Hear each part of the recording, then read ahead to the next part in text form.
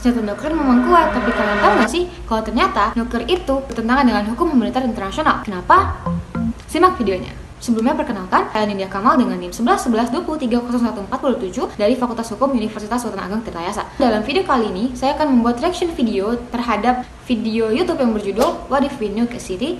Dalam video What If We Nuke a City, kita bisa melihat bahwasanya ledakan nuklir itu skalanya sangat besar, di mana satu ledakan nuklir bisa menyebabkan kematian dan juga cedera massal bagi warga sipil dan juga menyebabkan kehancuran bagi objek sipil, seperti halnya rumah sakit, pendidikan, ataupun rumah-rumah warga sipil. Dampak dari satu ledakan nuklir itu bisa menyebabkan kelumpuhan total pada suatu wilayah. Contohnya, tidak ada listrik, tidak ada jaringan telekomunikasi akibat dari ledakan satu nuklir tersebut.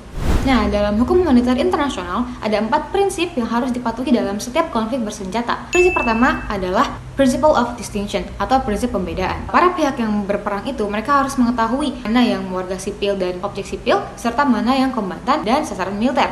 Di mana serangan yang akan ditujukan itu haruslah ditujukannya kepada sasaran militer dan bukan kepada warga sipil. Dalam hal ini, penggunaan nuklir melanggar prinsip distinction ini karena ledakan nuklir itu dia sangat besar dan tidak bisa membedakan mana yang warga sipil dan mana yang kombatan. Selanjutnya yang kedua adalah the principle of precautions atau prinsip kehati-hatian. Para pihak yang berperang haruslah berhati-hati dan mengambil tindakan pencegahan baik aktif maupun pasif.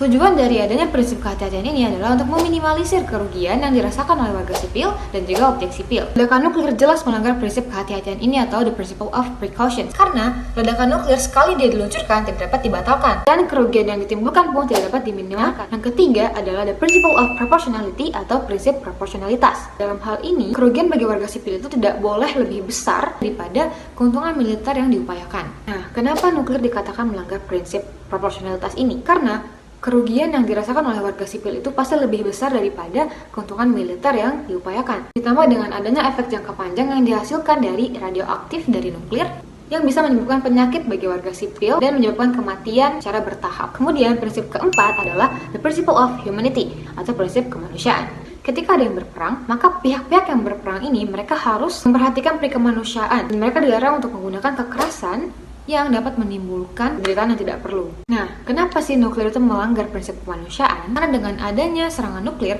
artinya si pihak yang menyerang itu dia tidak menghormati martabat manusia sebagaimana telah diatur dalam hukum humanitar internasional. Karena serangan nuklir itu dia menyebabkan cedera berlebih, lalu penderitaan yang tidak perlu, seperti halnya kematian, dan dapat membuat suatu wilayah lumpuh secara total seperti yang telah saya jelaskan sebelumnya.